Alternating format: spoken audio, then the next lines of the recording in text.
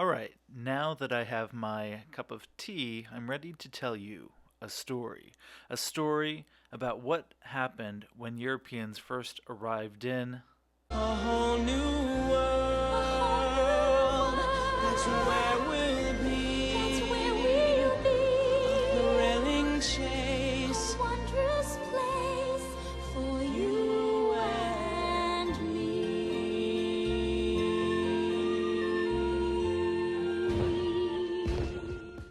Now, this story.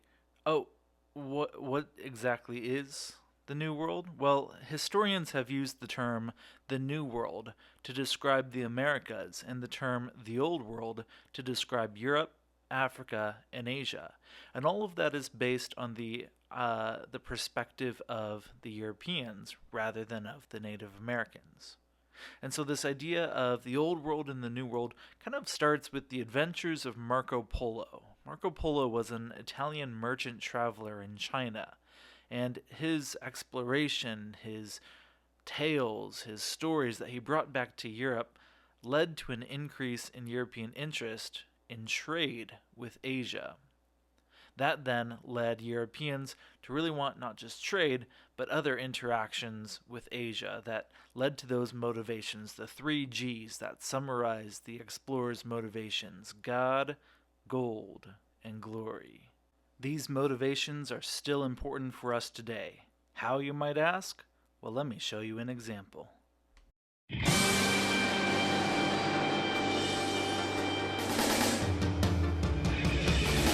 I wanna be the very best, like no one ever was.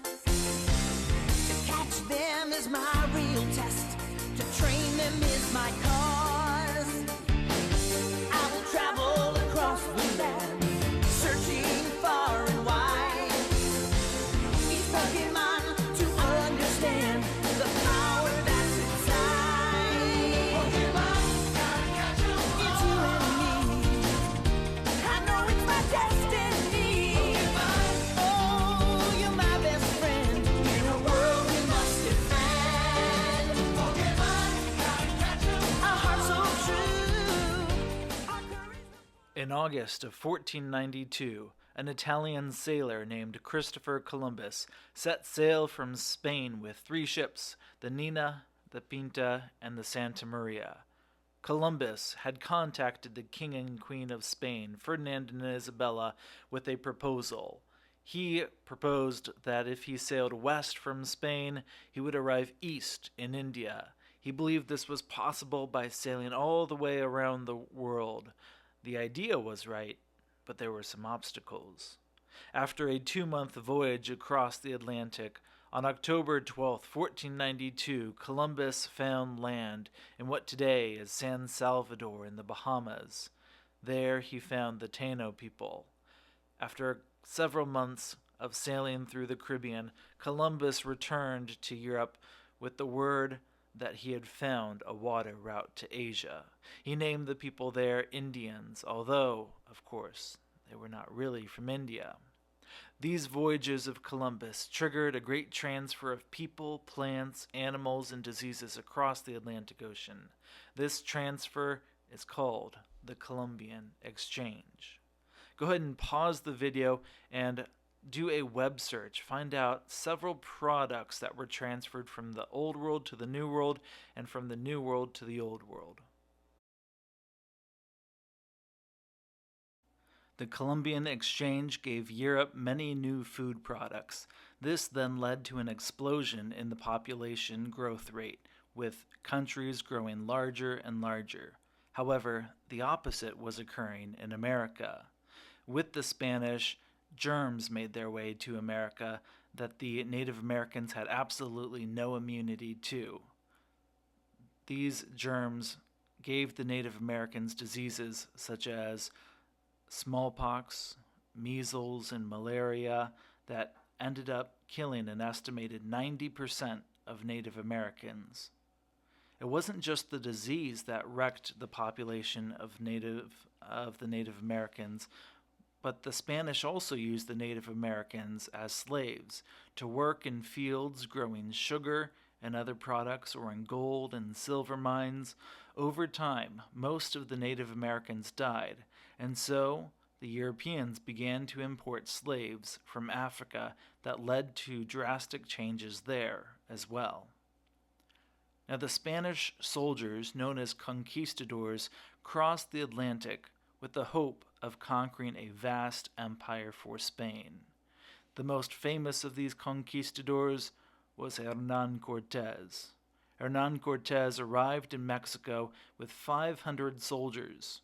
He also had horses, guns, and steel swords, none of which the Aztecs had. Cortés was able to get help of La Malinche. La Malinche served Cortés as an interpreter, a guide, and eventually a lover, giving Cortés a son, Martin, who became one of the first mestizos, or people of mixed European and American blood.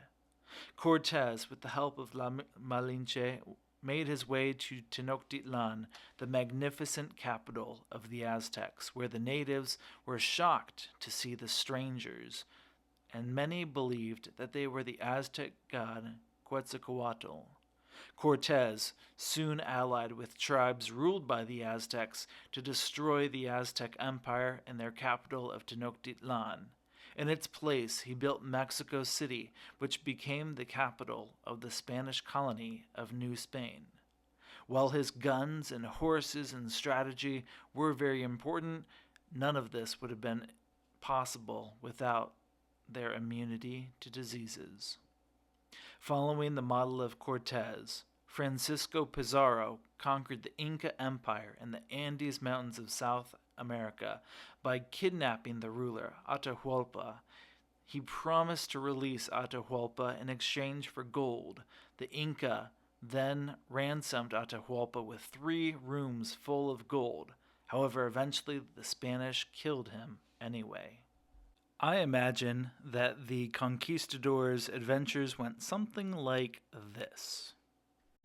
Oh no, the Spanish have arrived. I will kill you all. Cortés.